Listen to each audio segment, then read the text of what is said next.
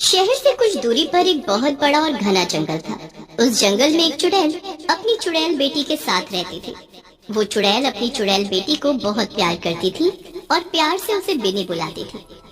बिनी चुड़ैल दिखने में थोड़ी अलग थी। उसका आधा शरीर चुड़ैल का और आधा शरीर बकरी का था।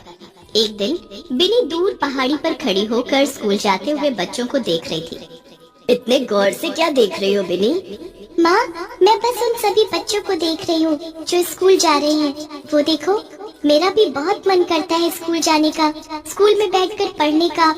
माँ, मुझे भी स्कूल जाना है, क्या तुम मुझे स्कूल भेज सकती हो? बिनी की बातें सुनकर माँ की आंखों में आंसू आ जाते हैं। मैं अपनी बेटी को जरूर स्कूल भेजूंगी और तुम्हें खूब पढ़ाऊंगी। पर माँ, ये तो संभव ही नहीं है। मैं इस हालत में कैसे स्कूल जाऊंगी? मुझे देखकर तो सभी बच्चे डर जाएंगे और तो और मुझे तो कोई स्कूल में घुसने तक नहीं देगा। ये सब तुम मुझ पर छोड़ दो। अगर मेरी बेटी को पढ़ने की इतनी ही लगन है तो एक माँ अपनी बेटी के लिए इतना भी नहीं कर सकती। मैंने कभी तुम्हें बताया नहीं कि मुझे जादू भी आता है। मैं तुम्हें जादू से एक साधारण लड़की बना दूंगी, फिर तुम स्कूल जा सकती हो। क्या सच में माँ, तुम्हें जादू आता है? इसका मतलब मैं भी अब दूसरी लड़कियों की तरह दिखूंगी। अब तो मैं भी स्कूल जाऊंगी, सहेलियाँ बनाऊंगी।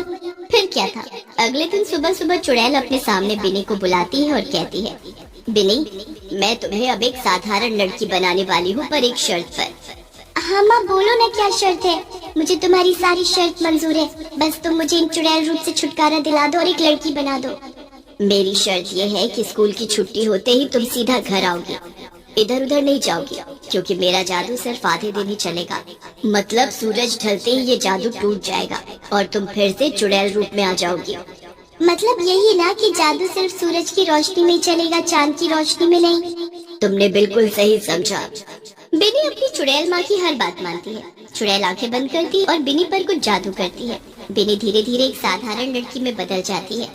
माँ, माँ देखो मुझे, मैं कितना बदल गई। अब मैं चुड़ैल बकरी नहीं हूँ। फिर चुड़ैल भी अपना रूप बदलकर बिनी का दाखिला स्कूल में कराती है। अगली सुबह बिनी का स्कूल में पहला दिन था। बिनी स्कूल में खूब मन लगाकर पढ़ी। आज उसने कई सारे दोस्त भी बनाए अपने। छुट्टी के समय क्या हम दोनों साथ में चल सकते हैं? बातें करते हुए जाएंगे तो बहुत मजा आएगा। बताओ क्या बोलती हो? हाँ हाँ, क्यों नहीं। अब तो हम दोस्त बन गए हैं, साथ में जा सकते हैं। वैसे भी तुम्हारे साथ जाने में मुझे बहुत अच्छा लगेगा। छुट्टी होने पर बिनी सलोनी को एक छोटे रास्ते से जाने को बोलती है। छोटा रास्ता? क्या सच में स्कूल से घर तक जाने का यहाँ छोटा रास्ता भी है? मुझे तो कभी नहीं मालूम पड़ा उस रास्ते के बारे में। आज मैं तुम्हें वो रास्ता दिखाती हूँ, चलो मेरे साथ। पर उस रास्ते के बीचों बीच पहुँचते ही बिनी अपने असली रूप में आ जाती है। सलोनी उसे बकरी चुड़ैल के रूप में देखकर हैरान तो थी ही और डरी हुई थी। तुम बिनी से बकरी? नहीं नहीं, चुड़ैल कैसे बन गई? क्या है ये सब? कौन हो तुम? तुमने सही पहचाना, मैं बिनी हूँ, तुम्हारी सहेली। पर मैं एक चुड़ैल भी हूँ। कई दिनों से इंसान का मांस खाने का बहुत मन था, इसीलिए मैंने स्कूल में दाखिला लिया, स्कूल के बच्चों को खाने के लिए। और मैं धीरे धीरे सभी बच्चों को खा जाऊंगी, किसी को कुछ पता नहीं चलेगा। ये तुमने सही नहीं किया। मैं भी जाकर सबको बताती हूँ तुम्हारे बारे में। जिंदा रहोगी तो बताओगी ना मेरे बारे में? चुड़ैल सलोनी को भागने नहीं देती। उसे मारकर वो बकरी चुड़ैल उसे पूरा खा जाती है। उसकी हड्डियों तक को चबा जाती है ताकि उसकी माँ को इसकी भनक भी ना लगे। सलोनी को खाने के बाद बिनी घर पहुँचती है। आज का दिन कैसा रहा स्कूल में? बहुत ही अच्छा रहा माँ, मेरे वहाँ बहुत से दोस्त भी बने। पता है, छुट्टी के समय आज मैं अपनी सहेली के साथ ही आई। माँ, स्कूल तो बहुत ही अच्छा है। अच्छा ठीक है, पर ध्यान देना मेरी कही हुई बात का कि सूरज ढलने से पहले तुम्हें घर पहुंचना है। हाँ माँ, मुझे सब याद है। अगले दिन बिनी फिर से स्कूल जाती है। हमने पढ़ाई तो बहुत कर ली, इसलिए मैंने ये सोचा है कि पढ़ाई के अलावा कुछ अलग किया जाए। इसलिए कल हम सब पिकनिक जाएंगे और सभी बच्चों को पिकनिक जाना है। हम सब खूब मस्ती करेंगे वहाँ। पिकनिक का नाम सुनकर सभी बच्चे खुशी के मारे उछलने लगते हैं। इसलिए बिनी भी स्कूल के बाद सीधा घर पहुँचती है और माँ से पिकनिक पर जाने की बात कहती है। पिकनिक? नहीं, मैं तुम्हें इसकी इजाजत कतई नहीं दूंगी। क्या तुम भूल गई कि हम कौन हैं? अगर गलती से भी ये राज किसी दूसरे को पता चल गया तो हमारा इस जंगल में भी रहना दुश्वार हो जाएगा। इसलिए मैं तुम्हें पिकनिक जाने की इजाजत नहीं दूंगी। माँ की बात सुनकर बिनी रोने लगती है। माँ से गुस्सा भी हो जाती है, बात नहीं करती। इसलिए बेटी के आगे माँ हार जाती है और पिकनिक जाने की इजाजत दे देती है। अगले दिन सभी बच्चे पिकनिक मनाने जाते हैं। बहुत सुंदर और हरी भरी जगह। मैडम, ये जगह तो बहुत सुंदर है। इससे पहले कभी नहीं देखी इतनी सुंदर जगह। और यहाँ कितने रंग बिरंगे फूल भी हैं। मेरी तो इन फूलों से नजर ही नहीं हट रही। और मेरी तुम सबसे, तुम्हें देखकर मेरे मुंह में पानी आ रहा है। कब तुम सब मेरे पेट में जाओगे और मेरी भूख मिटाओगे? हाँ मैडम जी, ये बहुत ही सुंदर जगह है, पर इससे भी कहीं ज्यादा सुंदर जगह मुझे पता है। वो यहीं पास में है। क्या हम सब वहाँ भी चलें? अच्छा, इससे भी सुंदर जगह भला कोई हो सकती है? ठीक है, फिर हम सब वहाँ चलते हैं। बिनी सभी को झूठ बोलकर जंगल की तरफ ले आती है। बस थोड़ा सा और चलना होगा, आगे थोड़ी दूर पर ही है वो जगह।